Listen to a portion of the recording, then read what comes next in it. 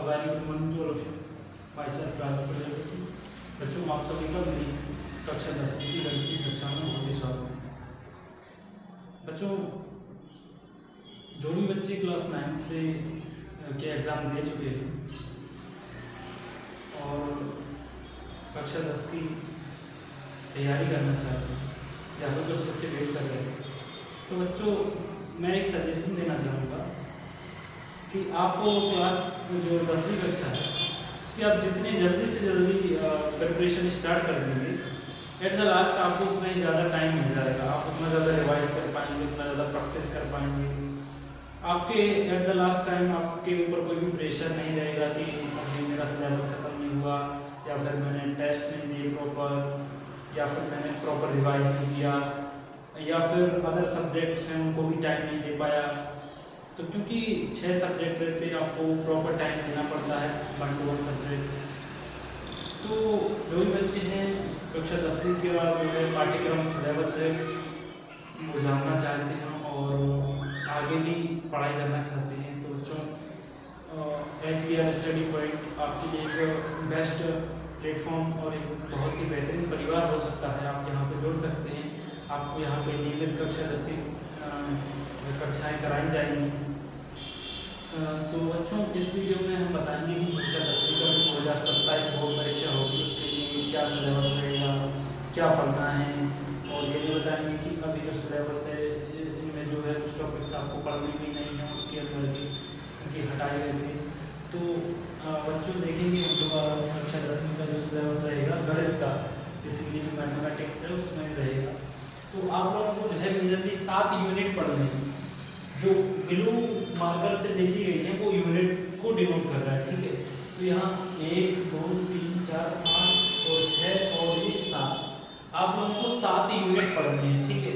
पहली रहेगी संख्या पद्धति।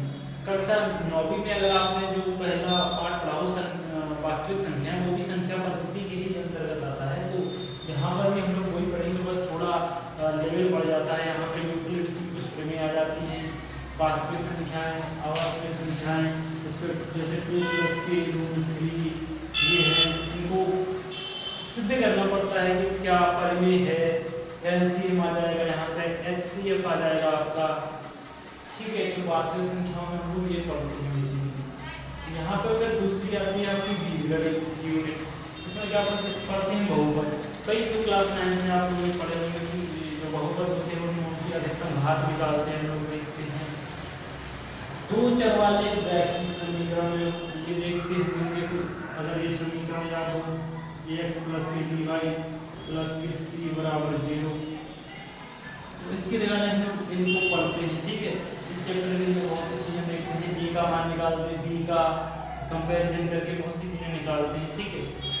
इसके बाद आता है हम लोग का द्विघात समीकरण, बहुत ही इंपॉर्टेंट टॉपिक है। और इसका जो इम्पोर्टेंस है बच्चों वो आपकी जो आने वाली जितनी भी परीक्षा होती हैं, चाहे 11th हो, 12th हो, NDA हो, JEE हो, नीट हो, अदर जितने भी कॉम्पिटिटिव एग्जाम्स हो, सब में बहुत ही इंपॉर्टेंस रखता है ये चैप्टर, ठीक है।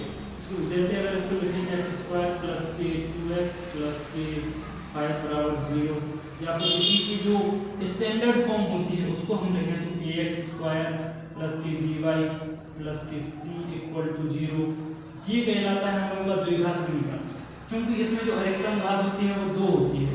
तो द्विघात समीकरण है, इसके बारे में हम लोग पढ़ते हैं। श्रीधराचार्य सूत्र पढ़ते हैं कि श्रीधराचार्य सूत्र क्या है। अगर जैसे कई द्विघात समीकरण ऐसे होते हैं जिनके जो है गुणनखंड नहीं बनते हैं, तो उनके लिए हम लोग श्रीधराचार्य सूत्र का प्रयोग करते हैं। और अगर आप लोगों को जो है गुणनखंड दे दिए जाएं तो हम लोग किस प्रकार से द्विघात समीकरण बनाएंगे उसका भी हम लोग फॉर्मूला इसी चैप्टर में पढ़ते हैं। और इसके बाद जो आता है बच्चों बहुत ही इंपॉर्टेंस रखता है समांतर श्रेणी। समांतर श्रेणी क्या होती है? बेसिकली वो श्रेणी जिसके जो पदों का जो अंतर होता है वो समान होता है, समानांतर, उसको क्या कहते हैं हम लोग? समांतर श्रेणी। समांतर श्रेणी में हम लोग देखते हैं कि जो पद होते हैं उससे हम लोग अंतिम पद कैसे निकालते हैं, जिसको बोलते हैं a + k n - k 1 × d, ठीक है। SN बराबर निकालते हैं हम लोग। और यहाँ पे जो अगर पूरे पद दे दिए जाएं तो उनका हम लोग योग कैसे निकालेंगे, तो ये जो कक्षा 10वीं के बच्चे हैं जो 9th से निकल के आते हैं उनके लिए ये टॉपिक एकदम नया रहता है। और निर्देशांक ज्यामिति हो गया। तो निर्देशांक ज्यामिति में जनरली क्या पढ़ेंगे, जैसे कोई दो बिंदु दे दिए गए हैं, तो उनके बीच के दो बिंदु हैं, उनके निर्देशांक दे दिए गए हैं, तो उनके बीच की हम लोग दूरी निकालते हैं, तो बिंदुओं की बीच की दूरी क्या होगी। और यहाँ पे हम लोग विभाजन सूत्र पढ़ते हैं कि अगर कोई बिंदु है जो एक रेखा है, दो बिंदुओं को अगर मध्य से पृथक कर रहा है या किसी रेखियों में पृथक कर रहा है, तो उसका हम लोग निर्देशांक कैसे निकालेंगे। ठीक है। इसके बाद जो रहता है हम लोगों का त्रिभुज। देखो त्रिभुज में जनरली जो बेसिक त्रिभुज रहता है वो क्लास 9th में पढ़ चुके होते हैं कि समबाहु क्या होता है, विषमबाहु क्या होता है, और द्विसमबाहु क्या होता है, समद्विबाहु क्या होता है। तो इस वाले में हम लोग क्या पढ़ते हैं, कुछ थ्योरम्स पढ़ते हैं। पाइथागोरस की प्रमेय क्या है, एस थ्योरम क्या है, और डबल एस ए क्या थ्योरम है, इन सब के बारे में हम लोग पढ़ते हैं कि अपर रूप क्या होता है, समरूप त्रिभुज क्या होते हैं, समरूपता क्या होती है। ठीक है। समरूपता की क्या कसौटी होनी चाहिए। ठीक है। तो इन सब के बारे में हम यहाँ पे पढ़ते हैं त्रिभुज चैप्टर। इसके बाद आता है हम लोगों का वृत्त। जो वृत्त है उसका क्षेत्रफल क्या है, बनता कैसे है, उसके भाग क्या होते हैं, अर्धवृत्त क्या होता है, और इस सब के बारे में हम समझते हैं वृत्त चैप्टर। नेक्स्ट जो चैप्टर आता है ज्यामितीय रचना।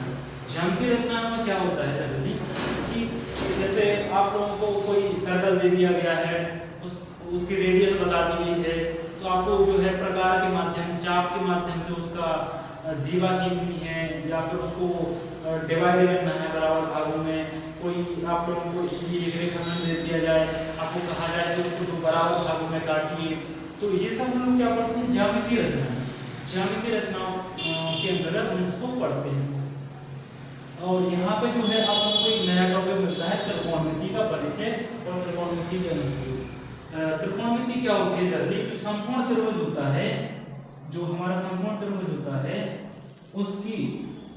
उसकी जो भुजाओं और कोणों के पारस्परिक संबंध को दर्शाता है, उसको हम क्या बोलते हैं, त्रिकोणमिति। त्रिकोण मतलब तीन कोण मिति यानी होता है उसका अध्ययन, मतलब तीन कोणों के और भुजाओं के आपस में अध्ययन को दर्शाता है। बट कंडीशन यहाँ पे संपूर्ण त्रिभुज रहता है हमेशा। त्रिकोणमिति के अनुप्रयोग देखते हैं। यहाँ पे हम लोग देखते हैं कि अगर कोई जैसे नाव या फिर जहाज है, वो पानी में आ रही है, तो उसका जो लाइट स्तंभ है उससे डिस्टेंस इतनी है, उन्नयन कोण दिया रहता है और अवनमन कोण दिया रहता है, तो उसके बेसिस पे हम लोग डिस्टेंस मतलब उसका ऊंचाई या फिर मतलब कोई एप्लीकेशन लगाते हैं पाइथागोरस प्रमेय का। कर्ण का स्क्वायर बराबर लंब का स्क्वायर प्लस के आधार का स्क्वायर। ठीक है। इसको हम लोग लगाते हैं। ठीक है। नेक्स्ट जो है क्षेत्रमिति। देखो क्षेत्रमिति में वृत्तों से संबंधित क्षेत्रफल आते हैं और पृष्ठीय क्षेत्रफल और आयतन। इसमें क्या पढ़ते हैं, जैसे कोई वृत्त दिया गया है, उसको हम लोगों ने डिवाइड कर दिया तो अर्धवृत्त हो गया। और इसमें जो है एक दीर्घवृत्त मतलब बड़ा वाला वृत्त, इसमें वो वाला दीर्घवृत्त नहीं समझना जो इलेक्ट्रिकल है, क्योंकि एक दीर्घवृत्त ये भी होता है। देखो 11th में एक दीर्घवृत्त ये होता है, हम इसकी बात नहीं कर रहे हैं। दीर्घवृत्त यानी जब हम लोग काट देते हैं उसमें जो बड़ा वाला वृत्त खंड रहता है उसको बोलते हैं वृत्त खंड। सॉरी, क्या बोलते हैं उसको, दीर्घवृत्त नहीं, उसको बोलते हैं वृत्त खंड। लघु वृत्त खंड और दीर्घ वृत्त खंड, इसको हम लोग जब काट देते हैं। और पृष्ठीय क्षेत्रफल और आयतन में क्या पढ़ते हैं, जितनी भी जो 3D ऑब्जेक्ट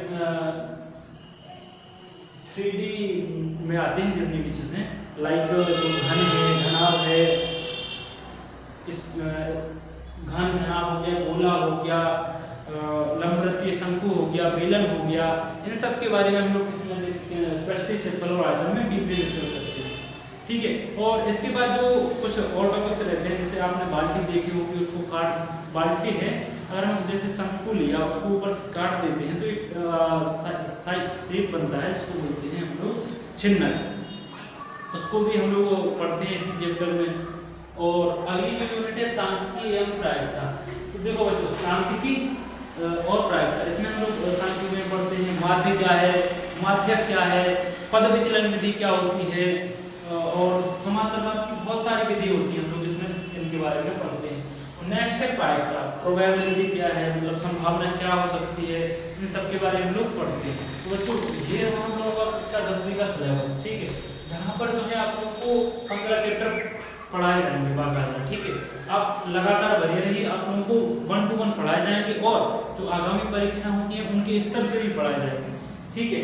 तो हम जो है पूरे चैप्टर पढ़ाएंगे बच्चों, आप पूरे चैप्टर ही पढ़ना, क्योंकि अगर आप छोड़ोगे तो कहीं ना कहीं आपके जो कंसेप्ट हैं वो आपको आगे चलकर बहुत ज़्यादा पीछे कर सकते हैं। आप बेस बना के चलिए और हम तो कहते हैं कुछ आगे का ही लेकर चलिए, कुछ एक्स्ट्रा सीख कर चलिए तो आपको आगे काम आए। तो ये है हम लोगों का सिलेबस, इसको आप अपनी जो नोटबुक है उसके फ्रंट पेज पे जरूर लिख कर रखें, ताकि आप जब पढ़ें तब आपको पता रहे कि ये वाला चैप्टर हो चुका है, इसमें हमें ये पढ़ना है, ठीक है। तो वीडियो अगर पसंद आई तो प्लीज़ चैनल को सब्सक्राइब कर लेना, लाइक कर देना, ठीक है। और आप जब सब्सक्राइब करते हैं, लाइक करते हैं, शेयर करते हैं तो हम लोगों को एक प्रोत्साहन मिलता है कि चलो बच्चे फॉलो कर रहे हैं, देख रहे हैं, तो हम भी कुछ ना कुछ उनके लिए करें। अपना टाइम निकाल के हम लोग आप लोगों के लिए ऑनलाइन वीडियो उपलब्ध कराते हैं जल्दी। तो प्लीज़ अपना सपोर्ट बनाए रखें। जय हिंद, जय भारत, जय हिंद।